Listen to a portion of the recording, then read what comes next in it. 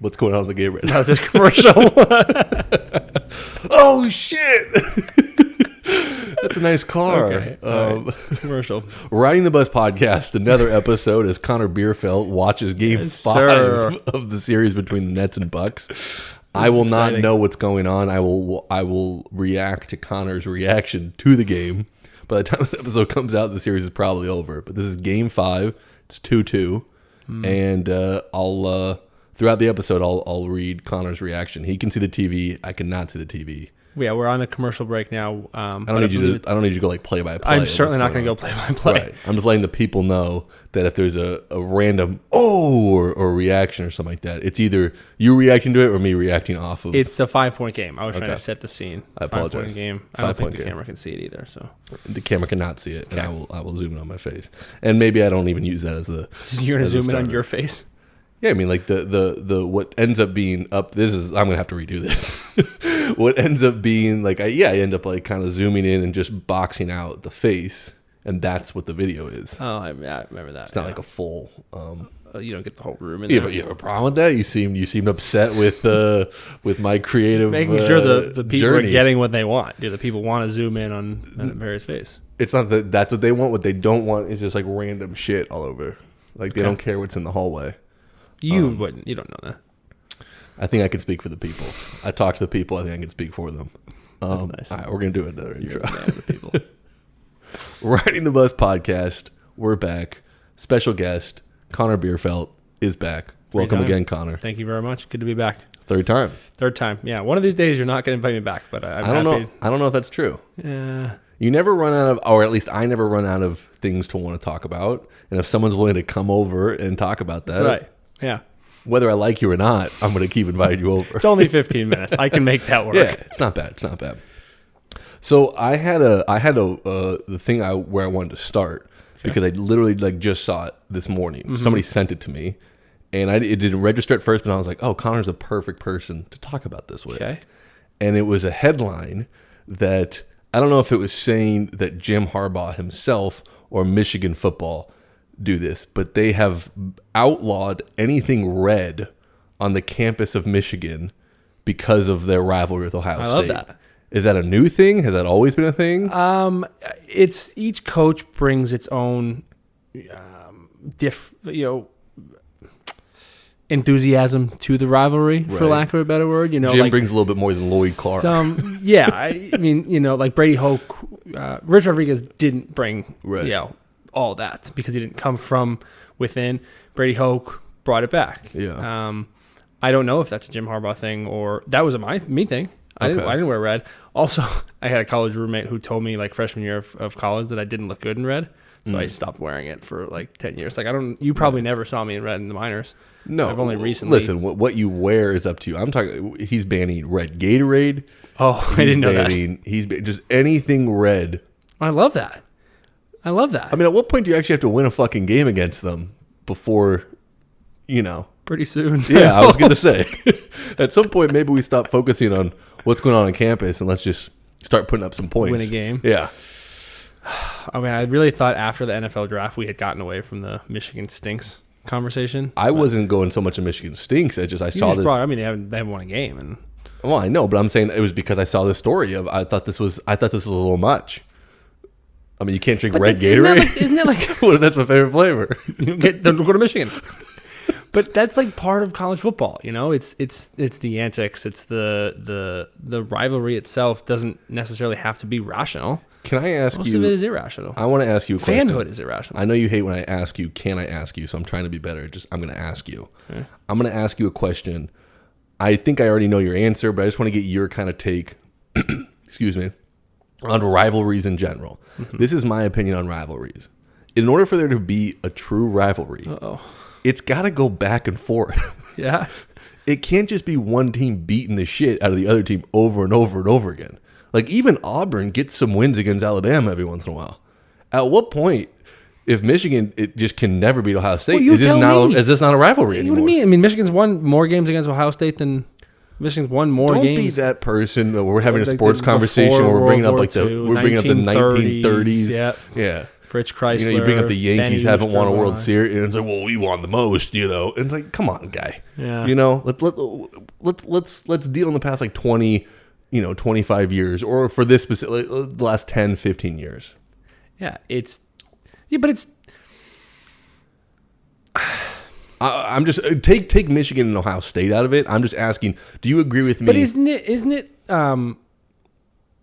like football is a different animal because there's only one game a year. There's a lot of sports that are like one or two games a year. But Michigan up until last year was a top 25 team every single year. They were up until 2016. In the 3 or 4 first Harbaugh years, they were top 5, top 10. Yeah, you're quoting rankings, which are just other people's opinions. I don't agree that they're a top 25 team. They were in 2016. They were with Jabril Peppers. They were. I'd have to go back. In general, would you not say that Jim Harbaugh's Michigan teams have struggled against good to great teams? Yeah, that's no one's debating that. Okay, so then you're not a top team to me if you just beat up on all the shitty schools. Yeah, but they've beaten teams. If every year they go 9-3 in the Big Ten because they lose to the 3 good teams in the Big Ten and they beat the 9, I know they have out of conference game, but whatever it is, 4, 6, 5 bad teams in the Big Ten. To me, that's not a good team. That what that reminds me of? That reminds me of Bo Pelini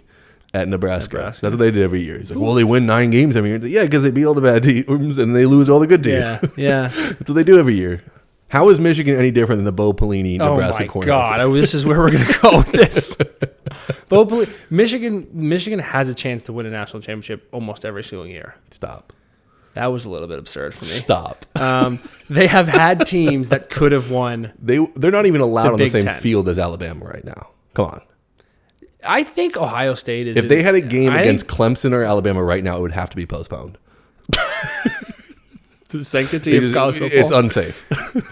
It's like the high school football rule. Like you can't win by more than 50. Yeah, it's unsafe. It's unsafe for the players. Clemson starts kneeling. What was I going to say? I think Ohio State's, and this is sacrilegious to say, I'm not wearing any red, but I think Ohio State's on the same level as Clemson and Alabama right now. I agree. Right? I think the idea, though, was when Urban Meyer left Ohio State that Michigan would be able to start beating them a little bit. And they're just as good. That is beyond Ohio State's just as good. I thought you meant Michigan's just as good. I was going to be like, okay, we got to get off this if you're not going to be able to take your bias out of this. Maybe you didn't say that. I didn't say that. I was going to say, wait. Right. I definitely didn't. No, Michigan stinks right now. Yeah. I think they're going to, but like, it's an stupid thing to say. It doesn't make any sense, but I do think they have the ability to win the national championship every year. That might be biased. My question is, at what point are you in favor of Jim Harbaugh getting fired? How many more years can he not win a Big Ten championship, even get to the Big Ten championship game, beat Ohio State, compete for a championship? So here's, and this is how many more years he got? How many more years of leeway? So let me give you a little bit of background. His contract was up at the end of next season, so it was going to be after 2021 was when his initial 5-year deal or whatever, 6-year deal, and I thought that was a perfect segue. Listen. The COVID season, let's give him kind of a wash. Let's not assume that they're a 2-5 team. Right. Give him one more year. He's getting a full, recruiting class. Now he's got no excuse, right? He's got 3 or 4 quarterbacks that should be competent, get you to the next level. But then you can't do that in college football because if you're a coach going into your last year, you don't know what your future is, so you're not going to recruit as hard. Recruits don't know what's going to happen after you, so they're not going to trust you. So you can't have that short term. But I thought one more bad year or even like an average year would have been my, okay, maybe this experiment didn't work the way we wanted it to. They lose 2 or 3 games next year, and the 3 games are against the 3 best teams they play, and they're blowout fashion. Do you contemplate firing him? Yeah, I don't think you can. I don't. After giving him a 4-year extension, I don't think you can. But yeah, I'm all for it. I mean, if you look around, are you starting to jump ship a little bit? Look for a new team? No, are you? Oh. No, I'm saying, are you off the Harbaugh train a little bit? Are you starting to kind of currently, right now? If you ask me, I'm asking you that situation plays out next year. I know they might not fire him, but I'm saying, are you on then the train? Are you getting off the Harbaugh train and starting the new? Yeah. I like to work in percentages, right? Yeah. So, do you? Last year, I was still 70% in on Harbaugh. If you think back to the 8 years prior, which was 4 years of Rich Rod, 4 years of Brady Hoke, they were not good. They were not good. They won a few games, like Brady Hoke brought them to the Sugar Bowl. They beat Virginia Tech, but they got progressively worse. Harbaugh hasn't had that. Like, he's been very competent. Like I said, they've been a top 25 team. Call it what you want with the rankings, but they've been a top 25 team pretty much every year up until last year. But that's not what you expect as a Michigan fan, Like, right. We talked about this, right? Life's all about expectations. Like, right. The expectation for Michigan is not to go and beat Iowa and Nebraska and Northwestern and maybe beat Wisconsin every 3 years and then, beat Penn State at home but lose on that's not right. The expectation. The expectation is you're beating everybody. Maybe you lose to Iowa when they're good. Maybe you lose to Wisconsin when they're good. And then, you're beating Ohio State. Yeah. You're beating Notre Dame. You're getting to a BCS Bowl or whatever they're called these days. The playoff. The expectation was when he got hired is that they were now going to be a perennial contender. Yeah, you got me all fired up. Why didn't they? They had Jabril Peppers, Donovan Peoples-Jones. They had Rashawn Gary. They've got all these recruits in the world. They all of them do better in the NFL than they do in Michigan. So what's the issue? I think, you want my opinion? Yes, I do, Bennett.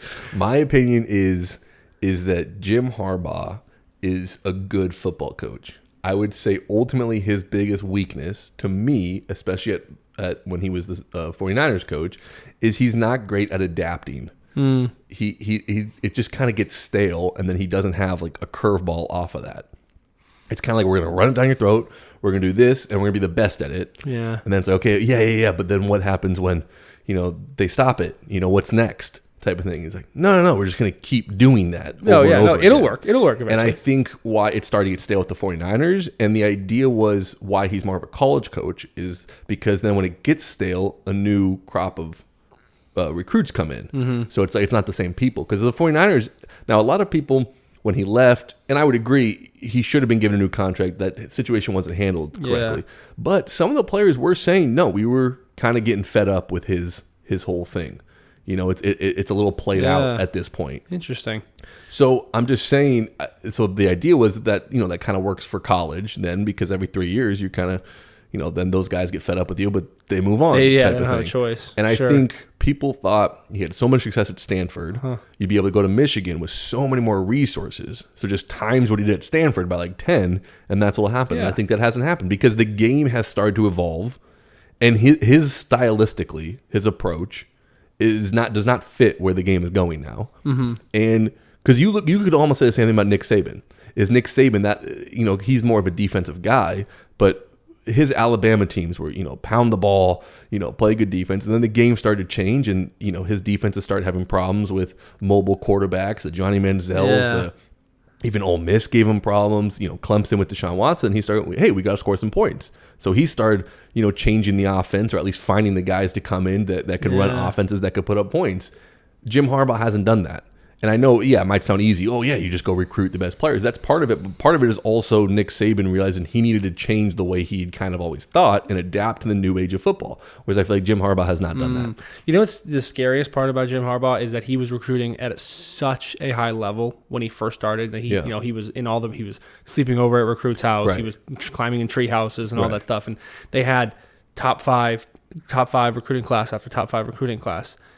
And now, like you said, it's becoming stale. Like, he's not in the headlines anymore. These guys, like, the number one recruits are not going to Michigan anymore. And, like, if you bring that stale, let's use your word, stale kind of attitude and culture and game planning with a mid-teens 20 recruiting class, that's where you find your Brady Hoke, Rich Rodriguez. Well, because also, like, why, if you're an offensive skill player, why would you go to Michigan? How does that help you get to the NFL, playing in that system? Right. You know what I'm saying? So, like, part of it is, like, you're not going to get those guys because they see that they're not going to be able to put up numbers like they are going to be able to put up other places. Yeah. And they're not, Well, why would you? Yeah. Because Michigan they've gotten good receivers. Donovan Peoples-Jones was a good recruit. Yeah. Tariq Black was a big recruit, right, who left for Texas. They've gotten Nico Collins. Right. They've gotten those recruits. But I think then other people start saying, but those guys aren't able to really do anything. Jake Butt. They had some tight ends. You know what I'm saying? And then it's like, in this system, Yeah. So give him the benefit of the doubt. Let's go, one. I'm gonna give this turn into just a Michigan podcast. I'm gonna go to. I'm gonna go to. That's what happens when you ride the bus. You never really know where you're going. You never know. Sorry to everyone if this isn't your cup of tea. Turn it off. You will not offend me. You might offend me. But we'll talk about it later. I'm final answer. 2 years. Okay. So there's a changing of the guard this year. The offensive coordinator is in his third year, so second real full season with COVID. Josh Gaddis from Alabama, new defensive coordinator because the old guy kind of was, like you said, stuck in his ways. He was man coverage, blitz, and they have a new defensive coordinator. Yeah, Don Brown's gone. Mike McDonald from Baltimore. Are you impressed by the amount of Michigan football knowledge I have? Yeah. Did you do that today or no? Come on, I just know it. Don Brown's gone. Great mustache. I just know names, man. If I get your name in there, I'll always remember it. Yeah. So Mike McDonald came from the Ravens. So here, one of the things you said was the staleness of the culture and the game planning. Don Brown was play man coverage, blitz, get pressure on the quarterback, and hopefully our corners can handle that. And when they had, not remember their names, but like the David Longs of the world, who was a relatively high pick a few years ago to the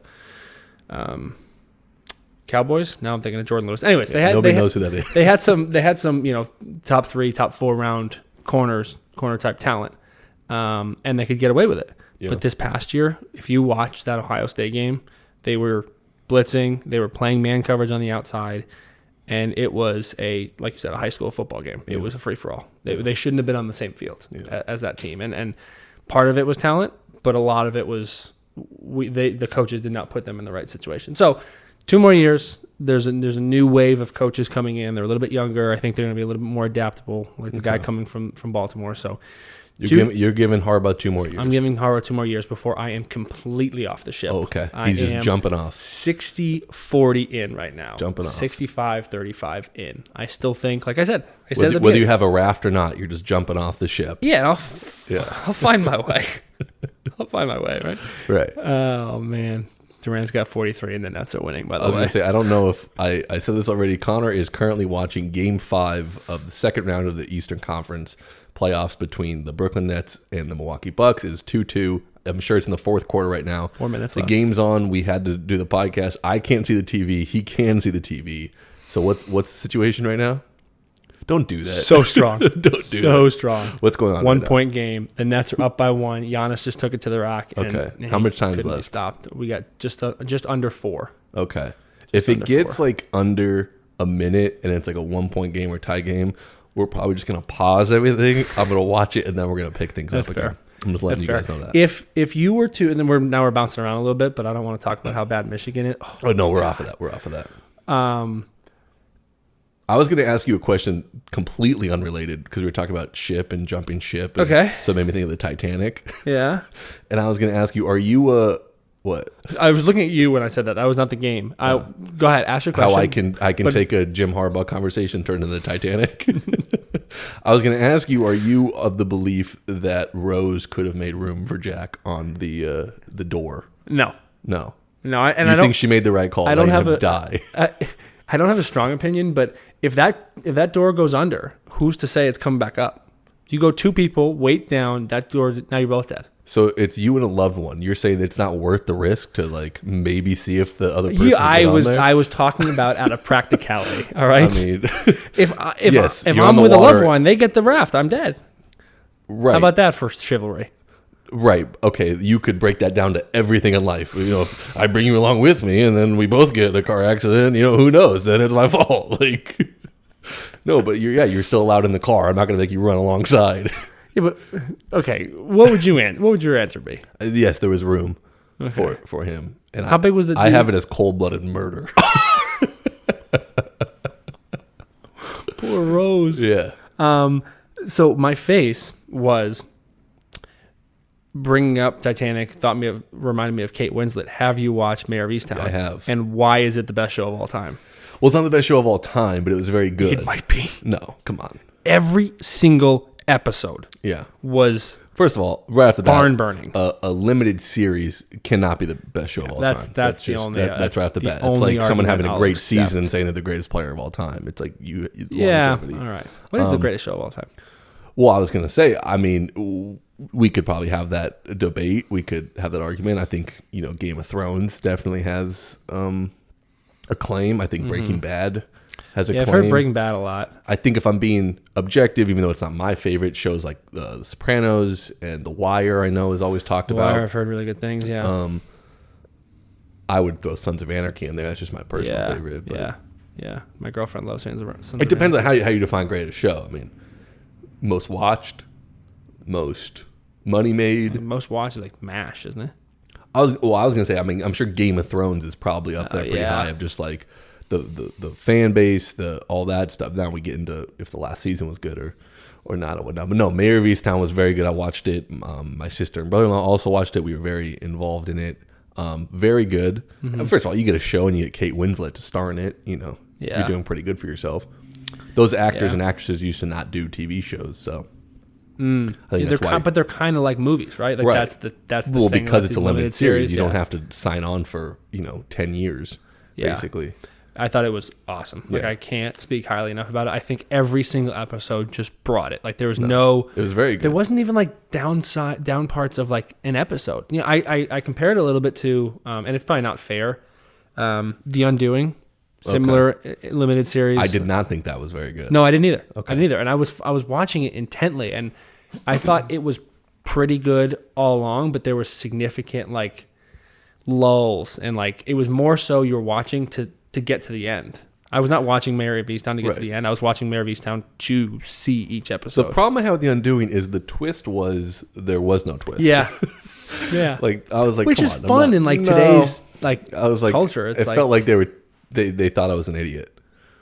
Like they were like we got this who done it. Nobody knows it's a mystery, and it's like. But the trick is, they're actually it was just exactly what you thought. I'm so glad you said that because it might have been Steve. I said the same thing. I did not watch with Steve, and I came home and I'm like, "Oh, watch The Undoing." Thought it was terrible, like the ending. And he goes, "What? You kidding me? Like, it was great. Like, the twist was that he did it the whole time. We should have known." And I was like, "Oh, maybe you're right." No, I don't like that. No. I don't either. I like be a little bit more Mayor of creative. Easttown. You never knew who it was going to be, right? Until the very end, like 10 minutes before I had they found out on the eventual killer. I was like, I think it's going to be that character. Yeah. What's going on in the game? Try not spoiler alert. Milwaukee has tied it. Giannis just is bullying people. Yeah. Where are we at in the game? We got a minute 27 left. This is not your time to pause yet. Really? I said like around a minute. Yeah, well, it's like 30 seconds. Oh my God, so much can happen. I got nowhere else to go. I'm glad we talked about Mayor of Easttown, though. Yeah. I really like that. This is what you get on the bus. If there's one guy, we're going to take injuries out of it, and you have one season. Okay. Just assume 82 games of health, including playoffs through, and you have one guy in the NBA to get you a championship. Who is that player? It's no question whatsoever for me. And he's currently playing right now. That would be my pick. Well, you don't know who I'm going to pick. Yes, I do. Who? It's going to be Kevin Durant. Yeah. Yeah. I thought you thought maybe I was going to pick Giannis. No, Kevin Durant. And I think it's Kevin Durant too. I mean, you could tell me. I'm watching highlights now, but Kawhi is probably up there because I think he can change a game defensively like nobody else can. So can Kevin Durant. That's a thing that he does not get credit for. Not like Kawhi. Not like Kawhi, but I would consider Kevin Durant a very, very good defensive player. When he wants to be. No, he's just a very good defensive player. I don't know, but I don't like. I think Kawhi is.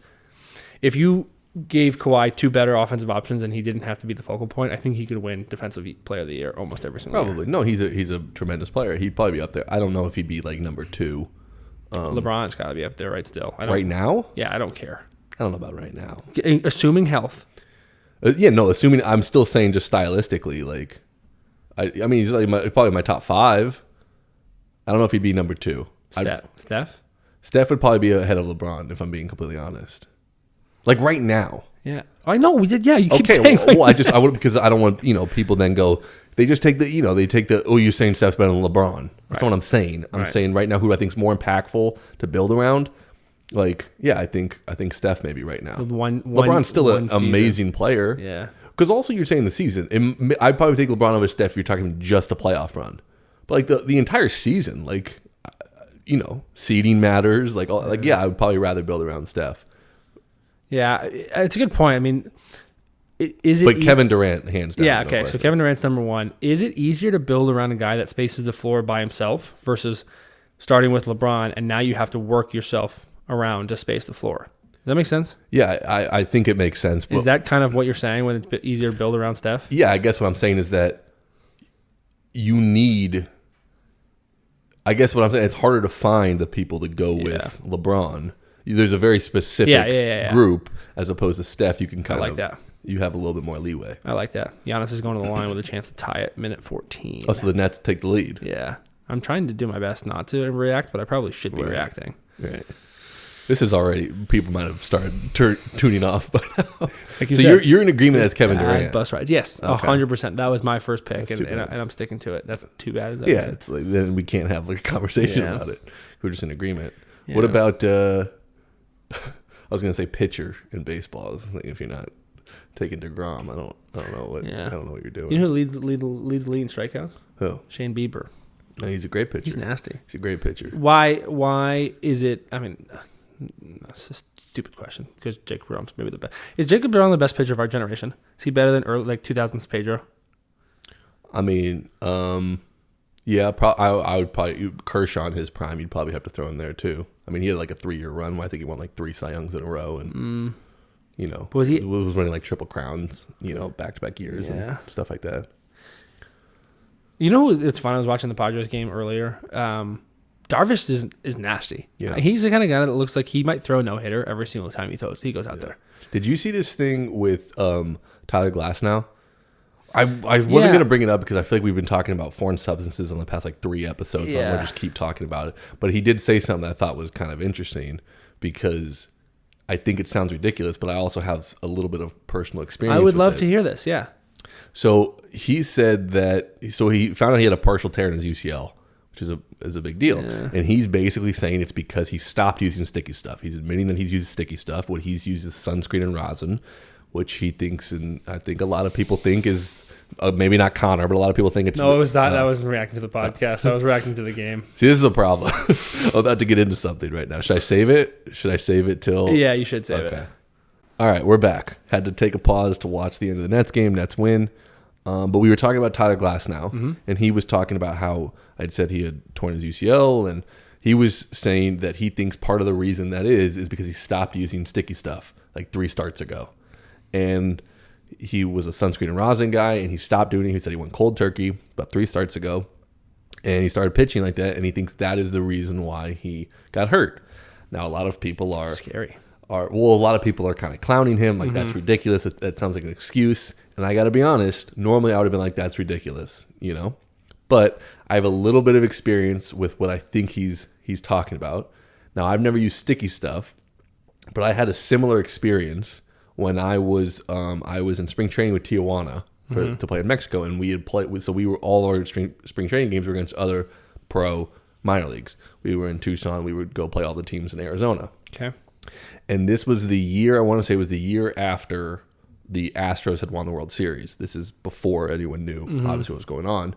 And a lot had been said about the balls and that they had changed the balls and that they were much slicker now. They were just different balls. So I guess the emphasis on spring training was that all the teams in the minors got, or at least, no, because we were playing the AAA team. So AAA was now going to start using these balls to like help guys get acclimated to when they got to the big leagues. So it was my first experience using these balls. And I can confirm they were extremely slick, like nothing I'd ever thrown with before. I'd never thrown with big league balls, but I only say that to say the next day, I threw 3 innings in a spring training game. The next day was probably the most sore I've ever been in my entire life in places I'd never been sore before. And Glasnow was talking about this, is that he was experiencing soreness in places he'd never experienced before because he couldn't get the grip on it. Yeah. And when you can't get the grip on it, you got to squeeze it, a little bit tighter. Won't get too much of the mechanics. Most people would tell you if you want to throw a good pitch, you don't want to squeeze it so tight. Sure. So when he was talking about that, I was like, I kind of had a similar experience using those balls, and I don't like sticky stuff, so I just never used it. But when he said it, I was like, that is interesting because I was in a lot of pain after that one. And I think that was the only time I used those balls in that spring training. But I just was like, I've never been this sore throwing with these baseballs before because your body's just not used to it. It's not used to having to use muscles that you haven't used before throwing. So he was just bringing up the point that I do wonder if pitchers are going to start getting hurt more, and I guess he quoted some doctors were backing him up and saying this will probably be a thing. Yeah. I can't go into all that. I'm just saying when he said that You've experienced a very similar thing. But I kind of forgotten about it. And when he said that, I was like, I actually remember, using those baseballs. Like that was, and I remember, so the point I wanted to make is that I remember speaking specifically in Tijuana, we had some guys, can't remember who the guy was, his name, but he was a vet, probably late 30s, like a lot of big league time and whatnot. And he was saying he was a pitcher. He was like, these balls are no joke. And normally a lot of guys, when they start using it for the first time, they start throwing them for the first time, they experience some, not that they get seriously injured, but most of them are like, I am more sore than I've ever been having to throw this. And it takes some getting used to. Why are the balls different? I think my understanding was, it's because now it's weird talking about it because new information has come out. But I remember at the time is that everyone felt like baseball was making the balls slicker to make it harder for pitchers to throw nasty pitches to get more offense. And this was in that Astros-Dodgers World Series where there were so many runs. Yeah. Since then, apparently, part of the reasons there were so many runs is because the Astros knew what pitch was coming. Like Verlander was, because my only thing was like Verlander was dominant in the playoffs. I'm like, well, he was fine, but Darvish was on the Dodgers at the time. He was saying he just couldn't throw a slider. It's just so slick, you couldn't get any like grip on it to throw a slider. Now I don't know. I wasn't pitching the World Series. We've talked about it a couple of times. We have a buddy, Joe Musgrove, who's now with the Padres. He was with the Astros at the time. I remember he was talking about it afterwards because he had pitched in the playoffs with the Astros out of the pen and was confirming these balls were no joke. Yeah. It was really hard to get a grip on it. That was basically, it almost felt like, I don't even remember exactly how to describe it. It's just it feels like it's slipping out of your hands. Yeah, it did something to you that you've never experienced before. Right. Because I felt like I had to squeeze it so tightly to be able to throw pitches that I was sore in places I'd never been sore before. Huh. I had a good outing that day. Did you play with Tijuana? They ended up releasing me after spring training, not because of that outing. Actually, I pitch well in spring training in general. They're that team that signs a bunch of guys and then they have to get rid of them type of thing. I ended up going to play somewhere else in Mexico. Yeah, that's not important to the story, but it's. I'm just saying I understand where Glasnow is coming from, and I think a lot of people would go like, "That sounds ridiculous." They're, baseball's trying to get rid of cheating, they're trying to get rid of substances, and you're saying it's going to cause injury. It's ridiculous. And all I'm saying is I can kind of understand what he's saying. Yeah. I mean, it's you would be the kind of guy, and I don't want to put words in your mouth, but you'd be the kind of guy, like, you're not an excuse type of guy. Like, you'd be like, no, like that's not going to get people hurt. Right. This is just like, you want pitchers to be able to do it, so this is just a convenient thing. And I'm not saying that's what Todd Glasnow was saying. I've heard nothing but great things about him. It's just. But that was my first reaction. It's a possibility. When I saw the headline, I was like, "That's ridiculous." It's a possibility. And then I watched the whole open up like interview, a can of worms, and I was like, I saw him go in length, and I was like, okay, I kind of see what he's saying. Yeah, it's not a reason not to do it. It's not a reason not to crack down on it. Yeah. How do you feel? This is actually, I feel like we have the same conversation on every podcast. So, but I didn't know how you felt about pitchers using sunscreen around. I didn't know it was that prevalent, and you can tell me if I was wrong. I don't know how prevalent it was when I was playing where I was playing. So like in low A through double A, a little bit in like 13 through 16. Were pitchers using anything outside of sunscreen and rosin? No, outside of sunscreen and rosin? No. Oh. I'd say a lot of guys use sunscreen and rosin. I don't mind sunscreen and rosin. Right. I think it's both. I think what most people would say, the hitters I talk to, like, I don't want one to slip out of your hand. And that I don't love. I don't love the idea of like, I feel unsafe in the box. Like, I'm always like a little bit unsafe in the box. Like, Domingo Germán hit Anthony Coronia in the head. I know. Like, he might have been using sunscreen and rosin. It happened regardless. Right. Like, that's just the kind of. I don't step in there thinking I'm going to get hit, but I might get hit. And if I do get hit, I'll be fine. Or, hopefully I won't get hit in the face, and I'll be fine. I think the idea being, though, that, if it's just giving you a better grip, everyone's in favor of getting a better grip. Hitters use pine tar to get a better grip on the bat. right? Like everyone's in favor of getting a better grip. They just don't want you manipulating baseballs in a way. But I think most people are like, yeah, if you can use sunscreen rosin, I don't care. Yeah, that I don't mind. It's too like, what are you gonna you because also D-Wash's point is always like you're allowed to wear sunscreen. Yeah. And rosin's back there. Yeah. So if you want to mix them together, like I don't understand how it's gonna happen. Yeah. If now you want to bring in like foreign substances. Yeah. You're gonna police them not being able to wear sunscreen. Like that was Schilt's point. Is like so you're gonna get skin cancer. Yeah. Like baseball can't get it its own way. Yeah. Can it? I don't know. I think they feel like they have a problem with there's not enough offense and they're trying. Well, there's not. Right, but they're trying to I would have in any situation like this, you're overreacting to every situation. Isn't it weird? This is the story that comes out. We're not getting enough offense, and people are complaining about pitchers using substances.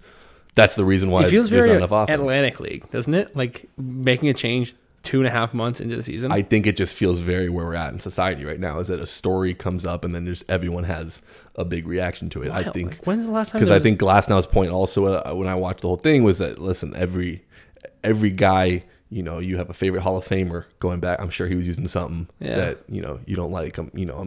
So his point is that this is everyone does it type of thing. I just personally never liked it. I didn't like the way it felt. I wasn't gonna call you out and ask you if you did it or not, but it's not calling me out. I didn't like it. I did it I'll tell you, I did it. Well, I did it at one point in my career. And that's when I was in Taiwan, and that's because it was so humid and so hot. Yeah.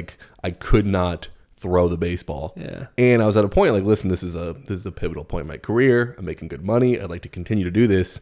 If I don't change something quickly, I'm not gonna be able to do this much longer. I'd had like a couple bad outings and I was like, and it was just like, honestly, I was like, this is so not fun. Yeah. Like it was literally. Did it stink? It wasn't that I stunk, as I literally couldn't throw the baseball. Yeah. Like I was sweating so much, and the rosin, they didn't really have rosin there.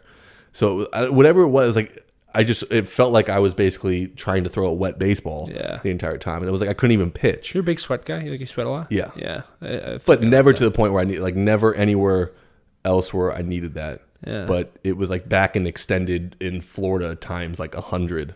Like how hot it was. And I was just like, I was so sweaty.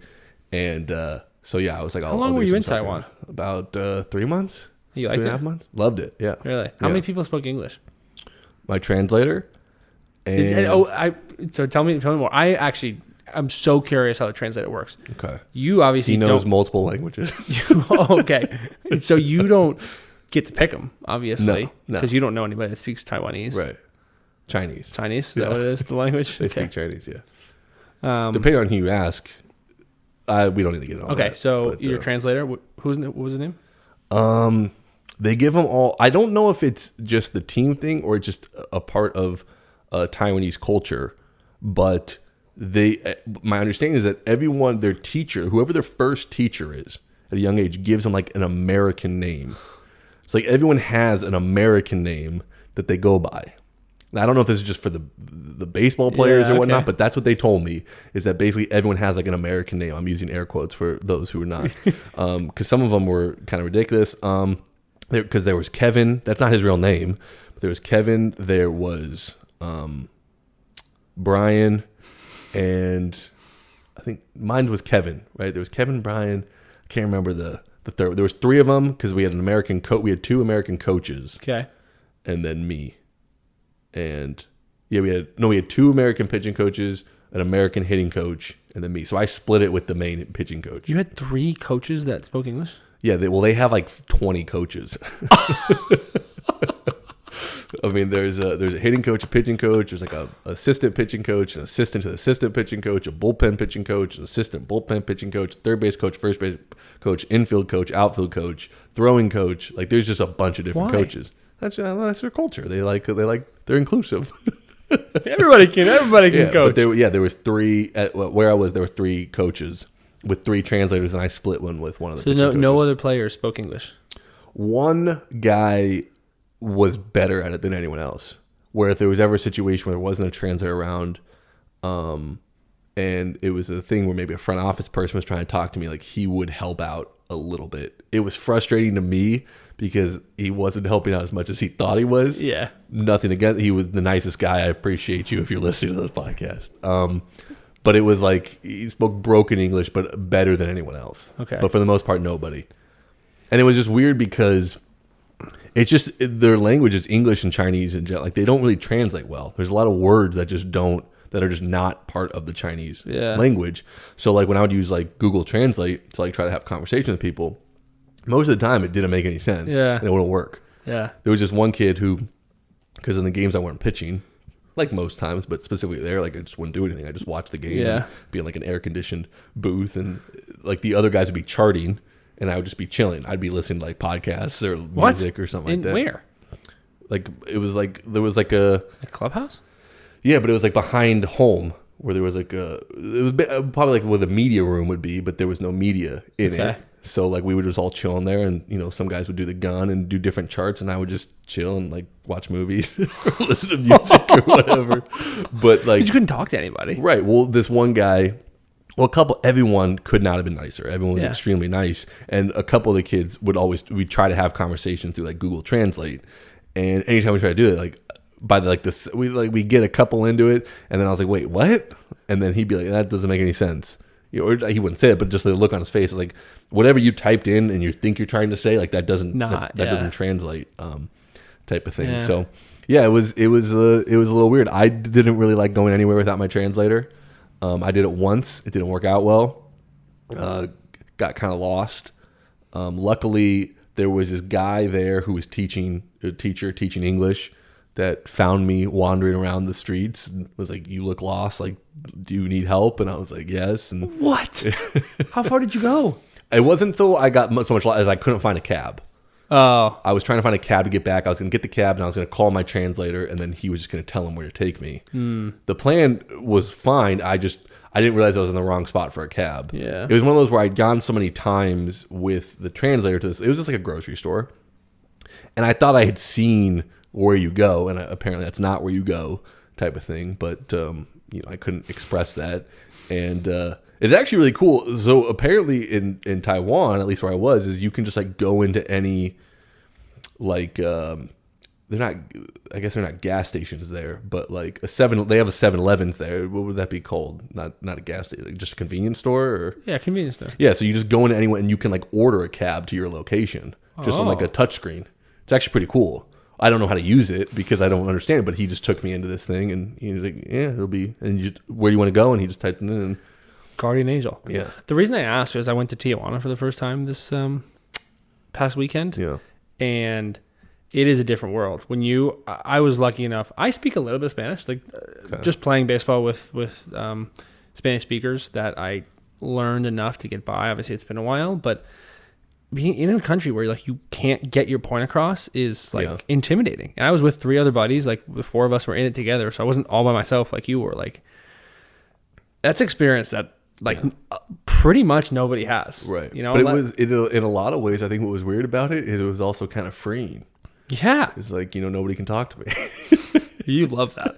If there's one person in the world that would like that. It was weird. I definitely liked being on my own. I liked the fact that I could kind of do my own thing, and nobody really bothered me or whatnot. It gets lonely at times, but yeah, for the most part, I enjoyed 99% of my experience in Taiwan and would have gladly gone back. The language barrier, it does suck at a certain point. It wears on you, just being like, I can't do what I want to do. Yeah. Like, because when I played in Mexico, like, I speak a little bit of Spanish, got a little bit better when I was there, and at least I can like read, and the translator works a lot better there, where I can type something in and be like, this is what I want. Also a lot of bilingual guys I played with, so it was constantly, somebody spoke English. So it wasn't quite the same experience. I had gotten to a point where I could go out on my own, order something at a restaurant, and be fine. Yeah. Didn't have that in Taiwan. There was one time I went to a Ruth Chris in Taiwan, and everyone spoke English there. Why? They had a couple American restaurants there that all the servers seemed to speak English. There was a TGI Fridays.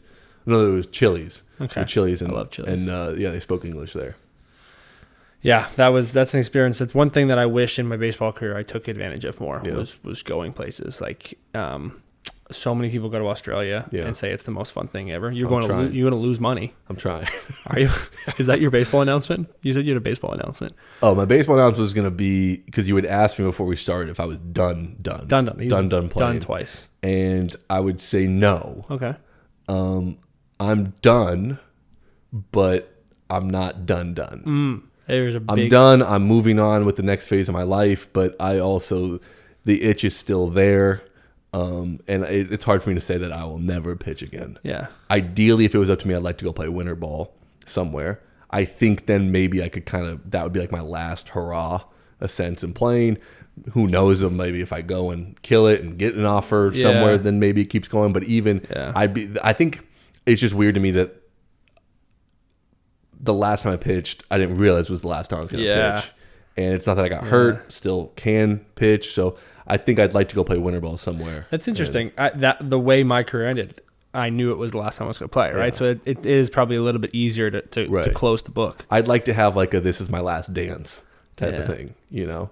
Yeah. Like if I could go to Australia or something like that and be like, these are my 2 months, I'm going to play, I'm going to give it everything I have, and then if I don't get any offers, I know that this is the end. I think it'd be a lot easier to turn the page. Yeah, it was easier for me to go through the last things, right? It was like the last road trip, or like the last time I was, going to the park, or the last whatever it is, last time going to the playoffs. Like, you got to soak it up that much more. When you're not thinking that way and you're just like, oh, this is any other baseball season. It's like, oh, I'm going to the park for the last game of the season. Like, season's done type of thing. Yeah. But type of thing. You say type of thing a lot, so now I'm saying type of thing. But that was something I'm glad this came up, because it's never something that I've ever thought of before. But I got released from the Orioles, and then a year later I got released from the Breeze in independent ball, and I played in the Can-Am League, and I was like, I am going the wrong way. Right.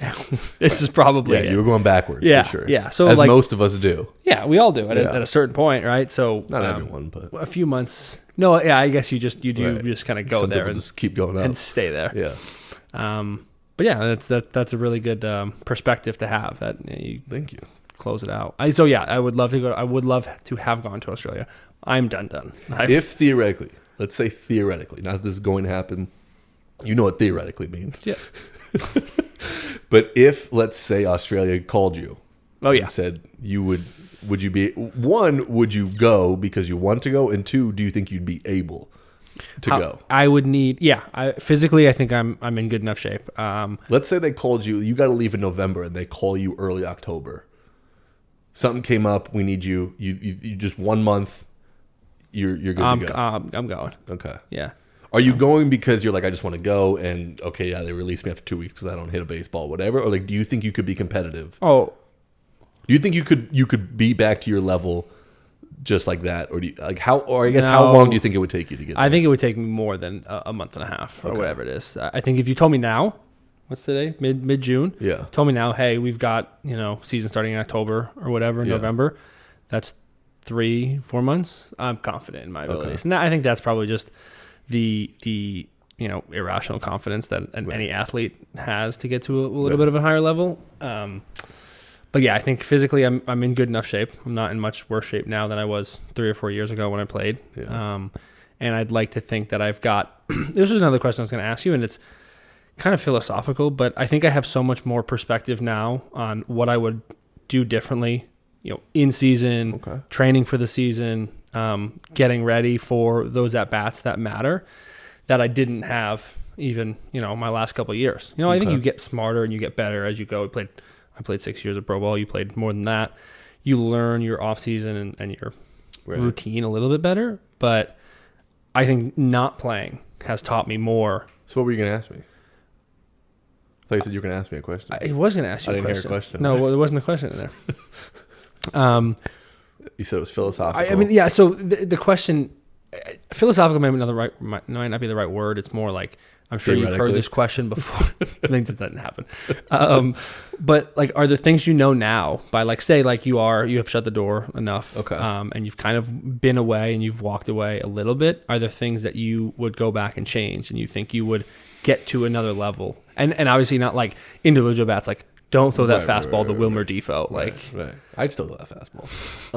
That's a great question. Because it's tough. My overall philosophy on life is I don't really believe in regret. I try to learn from everything. Yeah. I wouldn't change that because, if you change that, then, maybe this happened. Maybe I don't learn then this lesson type of thing. The one thing, if I was giving advice to somebody, the one thing that I would probably, if I were to go back and change something, and this would go basically incorporating even like going back to college or even high school, is just learning to play the game better. I'm not talking about the game of baseball.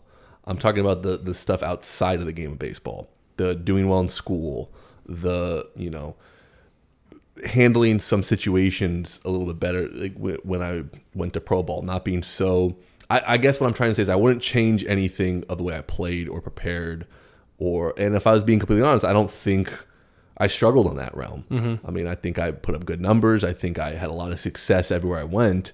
I think I didn't do a good job of playing the game. Yeah. In quotes. The relationships with the minor league coordinator, how to handle, not a situation I didn't like, but, a conversation of not being moved up and, what they wanted guys to do in that situation. Yeah. Like I think if I would just gone along, kind of sucked it up a little. I'm I'm going to stick up for myself, and I'm not going to be anyone's bitch, and I'm going to stick up for myself. I think if I would at least found a balance and been a little bit better, right? Because you can't take it away fully, because then you stop becoming who you are, exactly. And that's why you got to that point. And that's what I struggle with. Is like that's so much of my personality. Yeah. That's why I think I'm good at what I do. So I can't lose it completely, but I think just been a little bit better at knowing when to kind of just nod along and not give my opinion on something. I think would have been helpful. That's interesting. I mean, it's something that people listening, I just want to make one more, because the last podcast, buddy. Well, it's kind of this why I wanted to bring in the kind of college aspect of it too, because I think a big part of it is I didn't take school very seriously, and I still think school's a joke. Mm-hmm. I hate the schooling system. We don't need to go into all of that. I hate that you have to get good grades or be good at math or something like that if I want to do something completely different. Yeah. But I think so much of just being able to get by in school is just kind of doing, how do I want to phrase it? I keep going back to just like playing the game, and I think that's going to be confusing, because like, what are you talking about? You're talking about the game of baseball. Basically just like playing the game of life. You're doing what you're supposed to do. As it comes to school. It's just like doing the work. Yeah. It doesn't mean you have to get A's on every test, but just like do the homework, show up, say yes, don't cause a stir.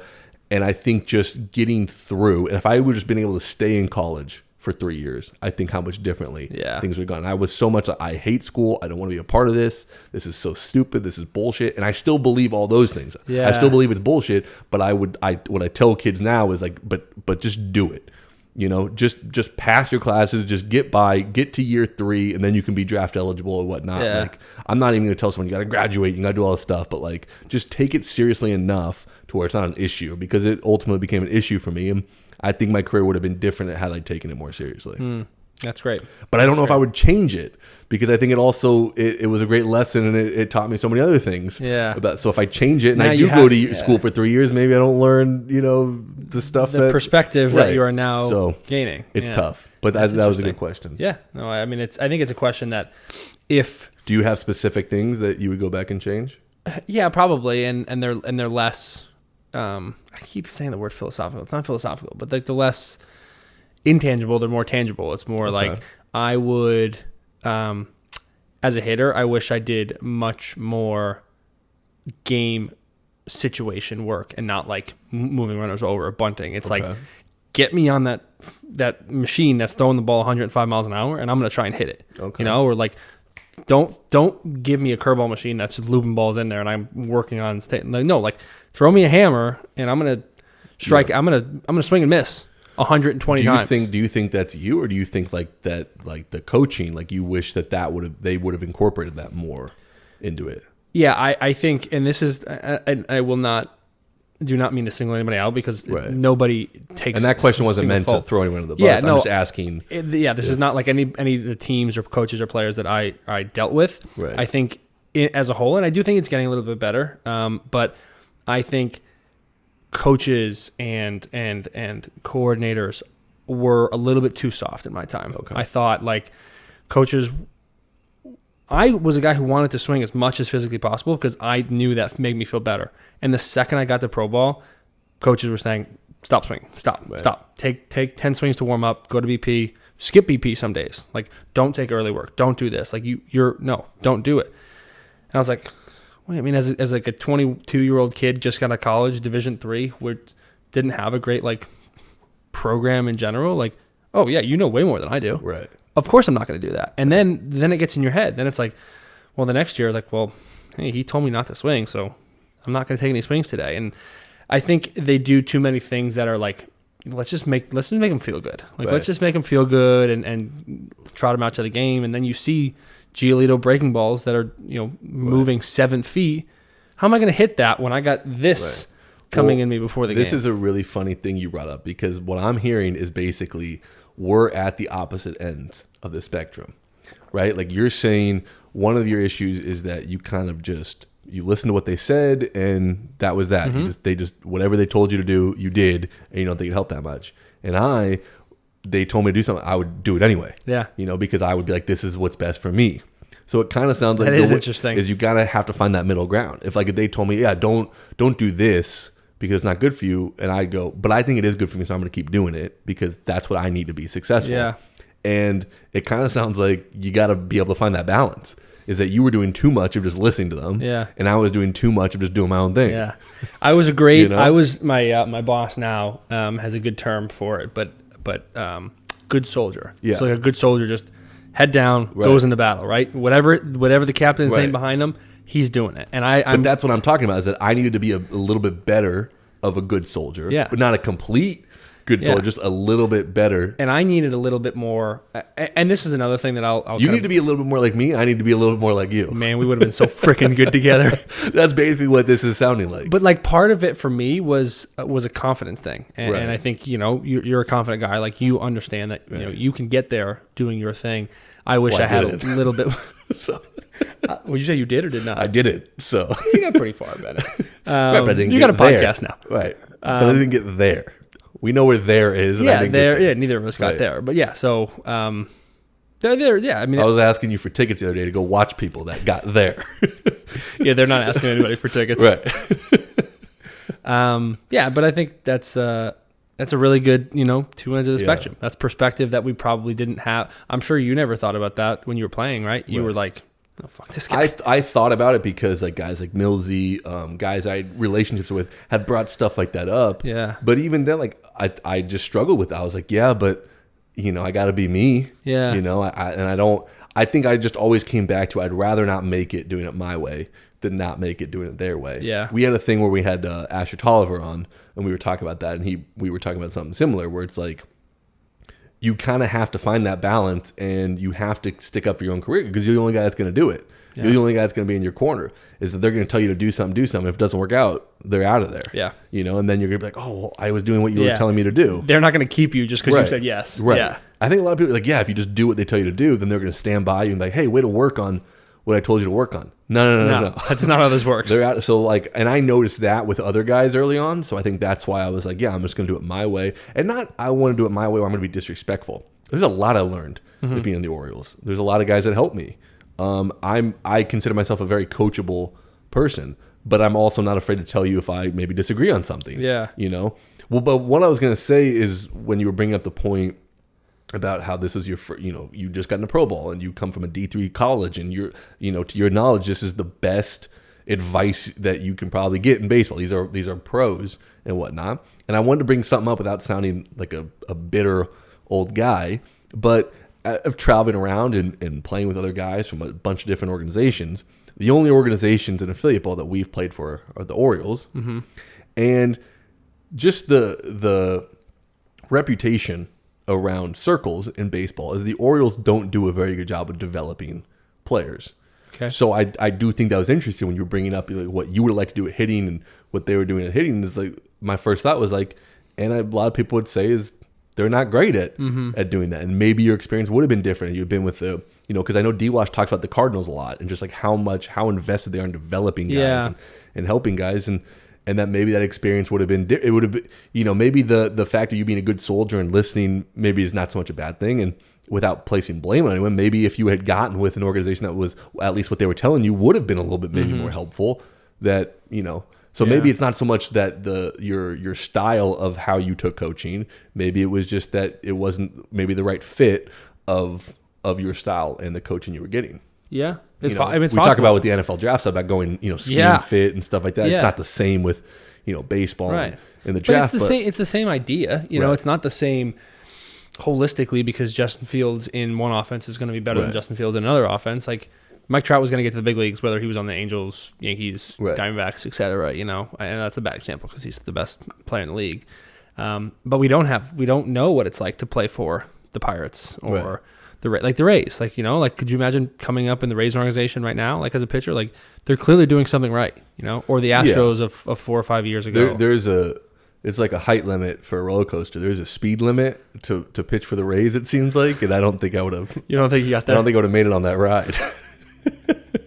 That's the only down. The Rays do a very good job of developing pitchers. You could argue they do too good of a job at developing pitchers. Yeah. I don't know. Maybe they would have got me throwing hard. I think I threw hard for a lefty, at least at one point in my career. But no, but there's a lot of organizations that I think are much better than others at developing guys. Oh, we don't know. I feel confident based on the conversations I've had with other people and the stories they tell. I'm like, that was not my experience at all with the Orioles. And then when I told myself, like, oh no, that could not have been more different. Really? Yeah. Okay. Just like what I saw with the Orioles, and again, it's easy to hear this and be like, well, you're just bitter that it didn't work out for you. Hunter Harvey thinks that the Orioles are great at developing guys, and he should. He was a first rounder. I think that's the biggest difference, is that the Orioles were just so prospect dependent. They put everything in the prospects, where the good organizations, talking to other guys, is that obviously the emphasis is always on the prospects. Right. But like, they really did want to develop everyone, and they were very open to like diamond in the rough type of guys. Yeah. And where it seemed the Orioles were a little bit less like that. They wanted their guys that they thought were going to be good. Yeah. And that's what they wanted to happen. That's great. I mean, it's just so interesting to, it's a small community, right? I mean, there's, a lot of people that have played professional baseball, but it's still a relatively small community. And the more people you can talk to, just these more perspectives you get. There was one, like, I don't know if you're in touch with Mitch Horacek anymore at all, but like, I'm sure he'd be a guy that he'd be super fascinating on a podcast like this. But he had a quote, and he's since bounced around other organizations, so I'd love to know if he thinks this is true or not. But during the middle of the season and you're not playing well, and obviously you get even more bitter. People just are like, oh, if I was just over there, if I was on that team in that organization, like, where would I be right now? Right. And someone was bringing that up one day during BP, I was shagging the outfield, and Pipes, Mitch Horacek, called him Pipes, just turns to him and goes, the grass is brown everywhere, my friend. The grass is brown everywhere. Like, the grass isn't greener on the other side. It's not great when you have to describe your own analogy, but no, it was great. It was just people don't understand why he was called Pipes, and that brought me back to that time, and it was. I think he hated it at first, and I wasn't around when he did. I think it was like when he got called up to high A before me, and he was lifting. Do you want to tell the story? I was gonna say, I don't know. Do you know why he was called Pipes? Yeah. Why was? Let me hear why you think he was called Pipes, because maybe you don't know. Oh, I mean, based on your reaction, I don't know if you know. I'm pretty sure I know the story. Okay, let me hear I know the story that I heard. Okay. But when he was in the gym, obviously, like, there's guys like Yacobonis and all these guys that are lifting, relatively heavy weight, and we had Kevin Clark as a strength coach who was, I don't want to call him a meathead derogatorily, like, this guy was jacked and he was very strong. He was born to be a strength and conditioning coach. Yes, exactly. He had the epitome of a strength and conditioning look. So he loved when players lifted heavy weights, and that was kind of a culture thing that we had. So Mitch went in there, like, not a huge lifter in his own right. Like, he went to Dartmouth. He's a very smart kid. He was a great pitcher, struck out a bunch of guys, but he couldn't, like, I think Kevin was not happy with, like, his squat form. So he was like, listen, we can't put 225 in the bar right now because you're going to hurt yourself. So we're going to do PVC work, and you're going to squat with a PVC pipe in the middle of, like, Gold's Gym in Lexington, Kentucky, or wherever it was. Yeah. And you do know why he was called Pipe. Yeah, that's a great story. Right. So I think, like, initially they were making fun of him for having to use PVC pipes instead of a barbell. Right. But here's the thing, and this is going to go back to what we talked about, 10 minutes ago, was if I wish I had that perspective. I wish my body moved better than it does now. Right. I think I'd be more successful if I focused on mobility, if I did more PVC pipe work, or like I did more stretching, or my end goal was just, can I squat 375 today? Can I get my clean up to 285? I'm inflating these numbers. I can't do all that. Right. But I wish I moved more efficiently. I moved better. I would have been a better outfielder. I would have been a better hitter. I would have been faster. So, but yeah, back to where it was. I think he hated that nickname at first, and I didn't know at the time. So I loved it. Right. So I would yell. I still to this day call him Pipes. Yeah. Like, if we text, and he loves it. and I scream it at the top of my lungs. Well, it's a little bit ridiculous to be making fun of someone that's just trying to get better at something. Yeah. But it was what you said about, the point that you were making about how guys would be like, oh, if I was just over there, if I was over there. I remember the conversations I had with Mitch. What I always found interesting is why I wanted to get him on. He also, a friend of his that he went to Dartmouth with, Cole Solser, who's a good friend of mine. I wanted to get him on the podcast, and we were supposed to at some point. He's in the big leagues now. He's busy, but he's not asking for tickets. No, but he's a very nice guy. But because one of the things I want to talk about was similar with Mitch, guys who go to Dartmouth, very prestigious school, is that Mitch was constantly, I feel like, always thinking like I could be doing something else. I have a firm I could be a part of right now where I'd be making 6 figures a year, and I'm taking this bus, here. And to me, it seemed like he was struggling with that love of pitching and wanting to make it, but also like, I have other things I could be doing right now, where someone like me, and maybe, not everyone's like me, but a lot of guys where it's like, no, this is pretty much my chance at making it big, at something. And I always found that interesting with him, or just guys in general that had options.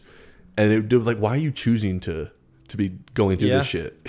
Well, why would you choose to be on this bus? It's more interesting now. That's such a great. I'm glad you brought that up. So like this kid comes out of Dartmouth, like super smart, super cultured, and like Mitch is a very, very impressive guy.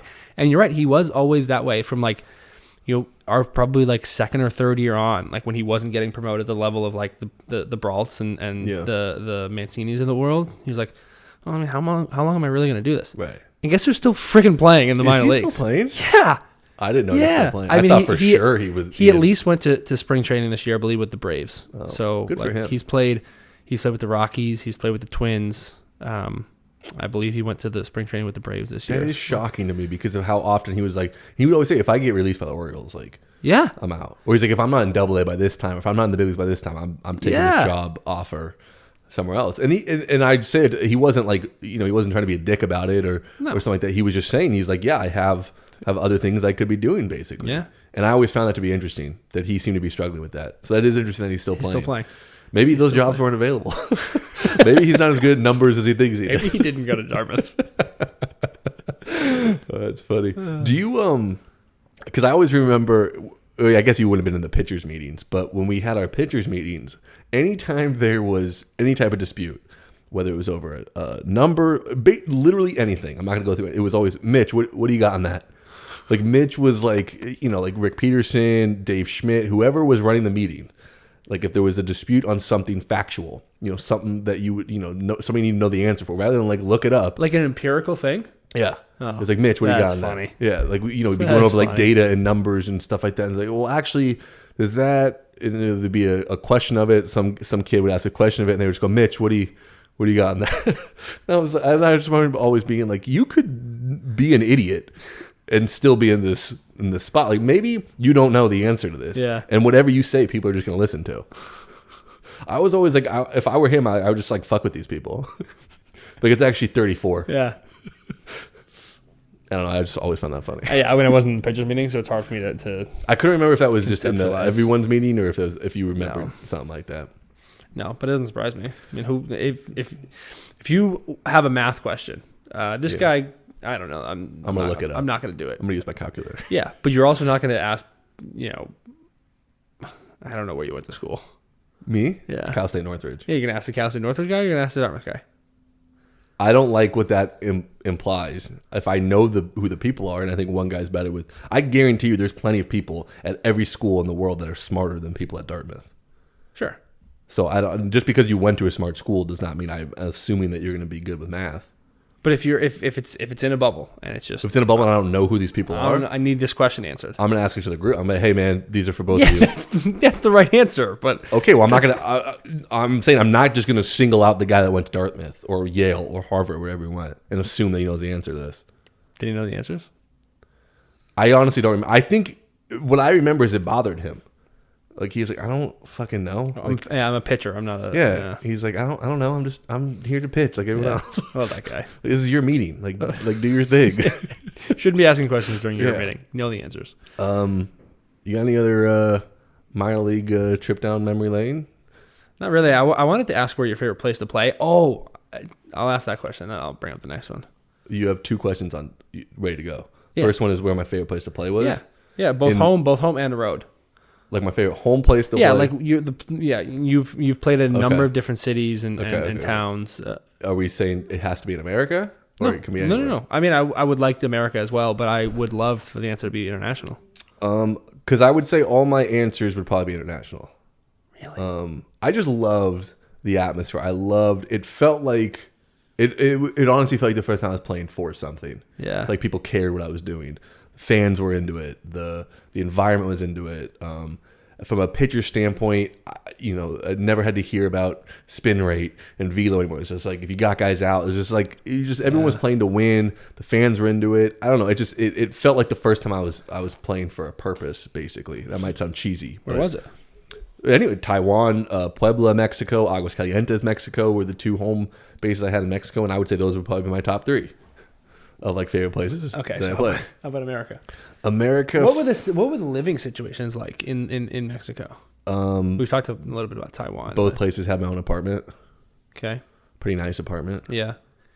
And you felt independent enough to like go out to a restaurant to eat? Yeah, in Puebla, I had a nice apartment. I was only there for a month. A couple guys were in the apartment complex that we would kind of all branch out together. Puebla, when I just got there, was a lot of like Uber Eats and stuff like that. Aguascalientes, I branched out a lot more. Yeah, is that your second time? Yeah, and that's where I was longer. I was there for like 4 months, and yeah, by the end, there was a lot of nice little restaurants around that I would go to and just I would order food. And also same thing with people in the complex. That one in Aguascalientes was multiple bilingual guys. That spoke fluent Spanish and English, and we would go places, and if there was a problem, they would help out. But no, I branched out a little bit more. Do you think that stops you from learning Spanish? Like, I think that's the only way to learn Spanish. It's just to, like, go. Yeah, but I was saying like if you're with somebody who's bilingual. No, I didn't think so. If you're only doing it, yeah, but like it was a balance. It was helpful at times, and then there was enough times where I was on my own. But I do remember thinking, I'm like, learning Spanish in a class and learning the grammar of Spanish is not a good way to learn Spanish. No, it doesn't mean no. So I learned a lot more Spanish just being there than I ever learned in Spanish class. That's one of the things. I do want to answer your question, though. Okay. For American spots, I would say home base, I would say Aberdeen. Probably I did like Aberdeen the most. The stadium is awesome. Clubhouse nice is great. stadium, clubhouse good. Batting cage was awesome. Yeah. Everything was good about it. Just experience. I also like probably my best host family I had. Just everything was good about it. So yeah, probably my answer. Aberdeen. Favorite place to go on the road. Wait, hold on. Yeah. So favorite place on the road. Gosh, a lot of places. Yeah. I've been to so many places. I do always seem to come back to Charleston, South Carolina. Yeah. You'd ask a lot of people in the 2014 Del Mar Shorebirds, they're going to say Charleston, South Carolina. I did, because I told, you were on that team, right? With because I told the story about when we were in Charleston. Well, Luke Rennie was pitching. Yeah. I wasn't going to call it I told a story about our shortstop had a night and, We all had a night. The shortstop just happened to be singled out on the ball field for a ball. Well, he had taken some things that I think he thought were meant to help that did not help. Yeah. Whatever the opposite of help was, that's what these. Yeah, they that's did. What this medicine did. They hurt him in the moment. But yeah, that trip was a lot of fun. Yeah. I think everyone had fun. Single-handedly. So probably Charleston. Okay, Charleston, Aberdeen. Yeah. Caliente, and just so where would you go? Best home team. It is tough because we played a lot of the same places. Yeah, so. yeah. Aberdeen was awesome. Right. Aberdeen was even better for me because it was my first pro experience. Right. So it was like, I went to Florida for physicals, and I spent like 2 days, I think, in extended or GCL, whatever it was, after the draft there. And it was strange, like I'll give you the whole gamut of emotions. Where like I was down there, I was super excited, and it was like everyone in the GCL told you like, hey, you don't want to be here. Like this is not where you want to be. Even though you just got drafted, you're super happy. You want to be in Aberdeen. And I got drafted with Stephen Brault, Jimmy Yacobonis, and Jared Breen, and the four of us like got off the plane together, and we're in the hotel together. I was roommates with Breen, and Yak and Steve got called up like halfway through the first day, and I was like, oh. They made it. I didn't. I'm screwed. It was like my world was ending after 36 hours as a professional baseball player. And then the next morning, me and Jared got called into the office and got called up, and we got to Aberdeen. It was like, if opening day was like 8,800 people or something like that, like more people than I could count at the moment. The game changes when you have people watching. Yeah, it just does. It was so much more fun. Yeah, this everything about the stadium, the clubhouse. My host family was fantastic. Like I still am in touch with my host family 8 years later. Yeah. Speaking of the people being there, just really quickly, I'd also throw in when I played in Venezuela. Mm-hmm. I put up there is there. Listen, a lot of people know what's going on in that country, and it's not the best place to be. But the atmosphere at the baseball games, it was the most people I've ever pitched in front of. Mm-hmm. And there was one game specifically. It was I think they're equivalent to like Sunday night baseball. Yeah. And it was like with the top team, and I don't know how many people were there. I guess like 20,000 because of how many. Like how many the stadium sat and just how many people. It was the loudest I've ever been a part of. I just remember because me, I'm a fiery guy. Yeah. I don't like not having success. And at one point, I pitched fine, but at one point I gave up a 3-run home run, and the fans were predominantly for the other team, mm-hmm. and the place got so loud, and my only thought was like, "Damn, that sucks," but like this is pretty cool. That's got to be.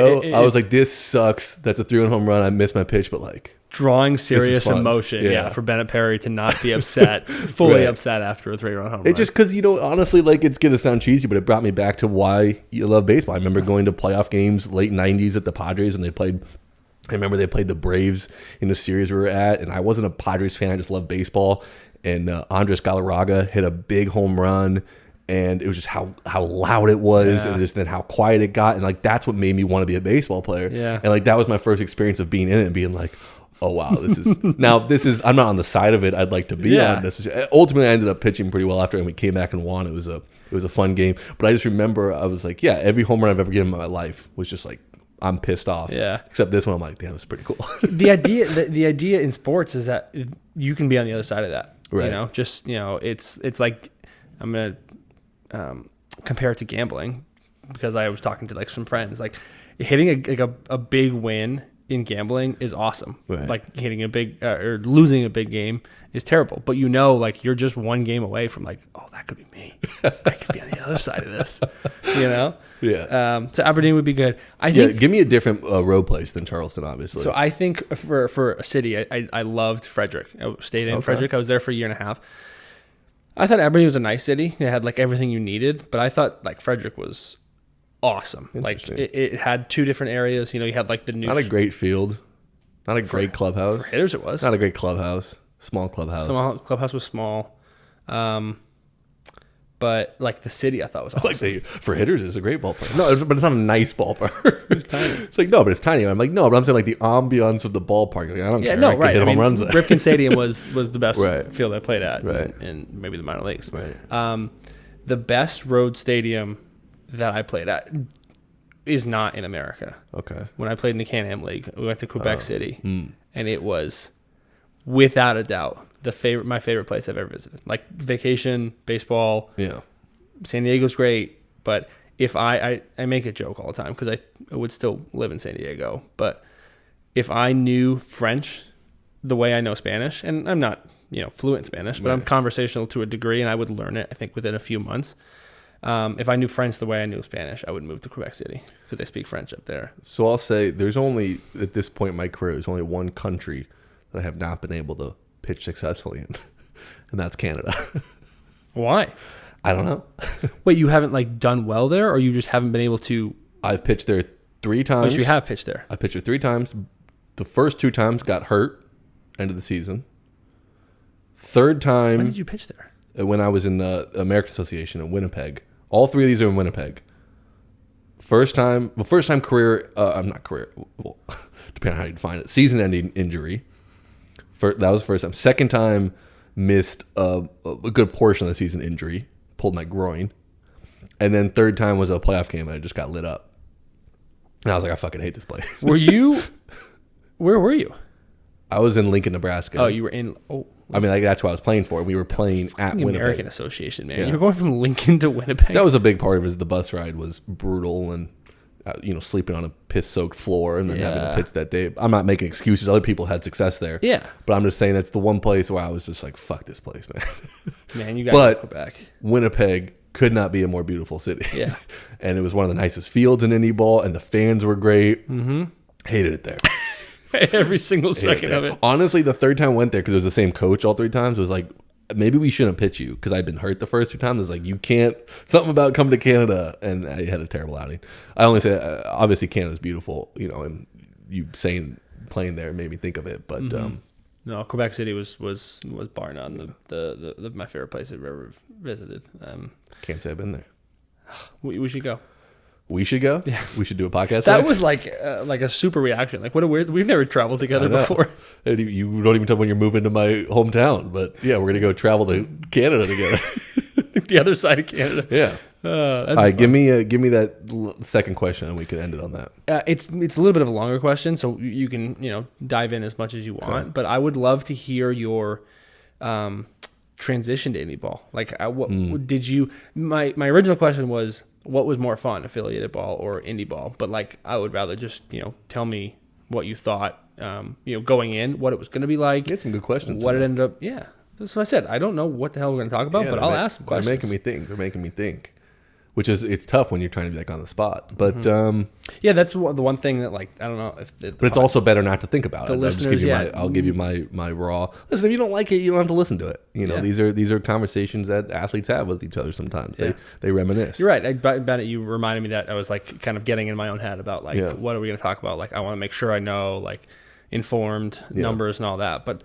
No, you're on the freaking bus in the Appalachians. Yeah. Like, you don't have numbers. You're just. You love saying Appalachians. You said a thing on every episode. You drop the Appalachian at some point. All right. Anyway, the transition. I would say, which one I have more fun with? That's tough because it's almost kind of similar. It sounds like kind of what you're saying about gambling, about being on both sides. Like being an affiliate ball and the rush of maybe getting called up was nice. Yeah. So in indie ball, you take that out of it. There is no, maybe you get signed somewhere, but like the idea of, I remember being in, especially earlier in my career, not that this is a good thing. And if any pro guys are about to be pro guys listening to this, I would say, don't do this. But I remember early in my career, if I'd be at a level, let's say GCL or a lower level, and you'd be following along at who was doing what at the, higher levels, and you see a guy like get hurt. Like, oh, they must need a guy or whatnot. Yeah. You're like following along, and in a weird way, you're almost like rooting for people to get hurt. Against people, yeah. It's not even, but like when a guy got hurt, then we were going to get called up. And I just hated, I was like, I don't want anyone to get hurt, And so like that rush of like, then somebody would go down or something like that. And you're like, oh, they need a guy, like, so that part was, it had its ups and it had its downs because it rarely what was I that guy? Mm-hmm. Yeah. So, but like it was fun. You were number one on the speed dial, right? But it was fun in a sense, having that rush. I didn't think about that. Where you don't get that in indie ball. But the indie ball side of it is you took out all the kind of most of the bad stuff I didn't like about affiliate ball, of like how they would view good outings or not from a pitcher. Like I had a lot of times with the Orioles, it just always bothered me how everything was about the radar gun. Yeah. And that part was out of it in indie ball. And I think I liked that. I didn't think, like, stylistically, there was much of a difference between indie ball and minor leagues. Like, I felt they were kind of the same thing. Like, for the most part. You take, obviously, like, the coordinator stuff out of it, but, like, bus rides, clubhouse, hotels, like, all that stuff, it felt the exact same. The same to me. Yeah. So I would say that transition, that part was pretty easy to me. I would say, overall, I like being an affiliate ball. Probably more. I mean, there was also just a little bit more prestige with it. Being able to be like, I'm with this team or whatnot. Also hated then having to explain to them that I'm not in the major leagues, with that team. But no, overall, I thought that's so true. I play with the Orioles. Oh, you do? I still have that problem. I'll tell people, who'd you play for? The Orioles, and then they'll be like, oh yeah, I'm talking to this guy who played in the major leagues with the Orioles. I'm like, actually, no. So this is what happened. Like, no, but you made it. Like, yeah, but I literally didn't. Yeah. I guess it depends on how you define made it. I don't, but no, I never in the major leagues. I'll also, so yeah, I feel like I probably didn't even answer your question, but you did. This is good for the podcast because I'm pretty much the opposite. Like, I did forget about the idea of like doing well in affiliated ball was like nothing else, because your mind started to wander. You were like, oh, I can do this. Like I just I just went 3 for 4 against this team. Like that guy was a first round pick. Like if I can hit him, I can hit anybody. Because it was also more I was like facing like the prospects and what, like this guy's gonna be up there next year. How do I match up against him? I did forget about that like there's nothing that matches up with like when you're doing well in affiliated ball, you're like, I can do this. And that's why you wake up in the bed in the morning. You're like, well, I'm going to the field today because I'm going to be a big leaguer. I probably didn't do a good enough job. I think that. Did you ever get an in-season call-up? Yeah, twice. I went both times I had repeated the level below. Okay. So I went low A, repeated halfway through. I went to high A. Okay, but that's still, you're getting called up to the next level. Because I would say that feeling of getting called up to the next level is something that's I think ultimately why I would take it over indie ball. It's like that was a really good feeling. Yeah. And every time I got called up, it sounds like similar. Like I felt like I probably should have been there anyway, and I wasn't even happy to be where I was going. But it was like that rush of you're unhappy with where you are. You get called in, and it's like, hey, like we've been watching. You're going to the next level. Yeah. You don't get that in indie ball. Yeah, but I would say waking up in the morning, going to the field, I was way more excited for indie ball than. Maybe not way more excited, but I had more fun going to the field every single day in indie ball. I think there was less pressure, and that comes with the territory. Like if less pressure comes less stakes. Yeah, exactly. So I knew I probably wasn't going to get signed that day, but I was still excited. It reminded me why I loved playing baseball, because I was just going to the field and I was going to play with the 14 other guys, these 9 other guys. Like that's why you put. I had a that's extremely interesting. A teammate, Conrad Gregor, played at Vanderbilt with Yaz. Played with the Astros for a while, and I played indie ball with him. And anytime like a situation came up, like game tying run on second base, like you're coming out to bat, or like extra innings in the playoff games, like this is why you put the pants on. Like this is why you put the pants on. You're good. Did I break it? What happened? I pulled the cord out a little bit. But yeah, it reminded me why I put the pants on. Reminded me why I. You should always be putting pants on. I don't. I mean, most of the time you wear shorts here, but it kind of like reinvigorated my love for baseball. Like I was obviously, after you get released from affiliated ball, like that's a shot to the heart, right? Like I went on like a 7-day bender in Sarasota, Florida. Like I was in a bad spot, gained like 15 pounds, but came back, signed indie ball. Luckily got to play like 45 minutes from my hometown. So that was nice. That's just a really interesting point you bring up about like rediscovering that love of the game. Because I would say, I think at a certain point it stopped being something. I always say I loved pitching. That never left. But like, that love of the game definitely left for me at some point. But it's just interesting to me because the way I think about it is like, I didn't care so much that I didn't have that feeling anymore. Like I liked the fact that in affiliate ball, it was like, it just felt more, I hated the thing in indie ball of like, I'm trying to get signed. And I want to get signed. As opposed to affiliate ball, you want to get called up, but for the most part, you still felt like everything I'm doing is being watched. Yeah, you're part of something. Yeah, and you get the feedback from the pitching coaches. Or okay, they saw this, or Duquette, the GM, like he's taking notice or what. Like those little things you don't get. The times I got called or texted by the international teams, like those were exciting, but I felt more stress in indie ball being like trying to get picked up because I wanted to get picked up than I did in affiliate ball. I feel like I was happy to be out of the Orioles organization. When I first got released, I was happy. My first thought was happy because I was, and I'll take responsibility for it, but like I just was not having a good experience with the Orioles for a lot of different reasons. A lot of them are my fault. I don't know about my fault, but like I'll take responsibility for them. But it wasn't going well. I wasn't moving. I didn't have a great relationship with the coordinator. We kept kind of butting heads. So like I was happy because I think I was naive that I was going to get picked up right away. What was your last year with the Orioles? With the Orioles, like what year was it? Yeah, 2016. I think spring training 2016. The year before me. Yeah.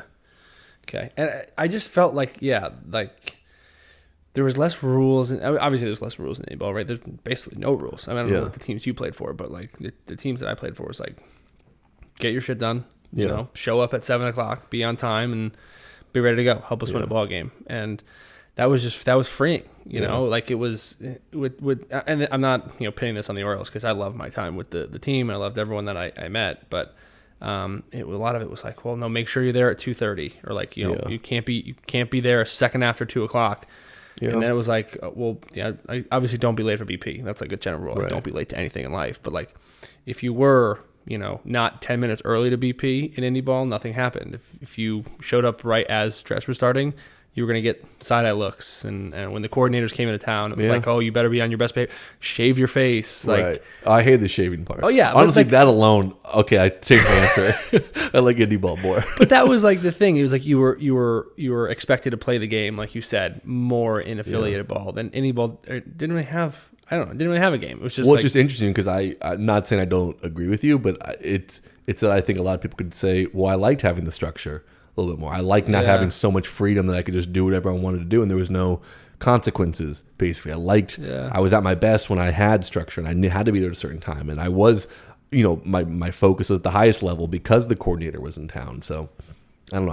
I find that to be interesting. I'm not necessarily, I think I'm a little bit more that way than it sounds like you are. I felt like the stakes were higher in affiliate ball and I like the stakes being higher. Yeah.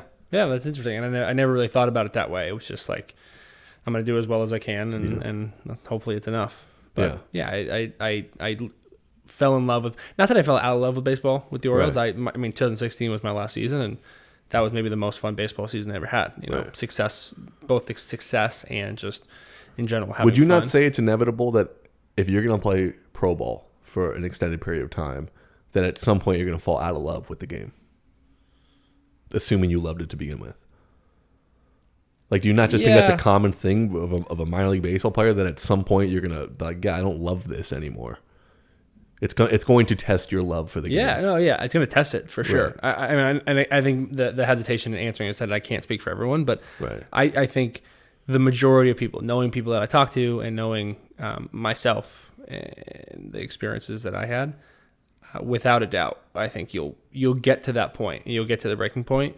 Maybe some people just like it and enjoy it more than others. Because I think I liked the grind of it more than most people. I like living at hotels. When the hotel room wasn't ready at 7 a.m. after a 12-hour bus ride to Rome, Georgia, or whatever. That wasn't great. But I was gonna say, if you're about to say you like that, no, I don't. I was gonna call you out. There are parts that you don't. I was there.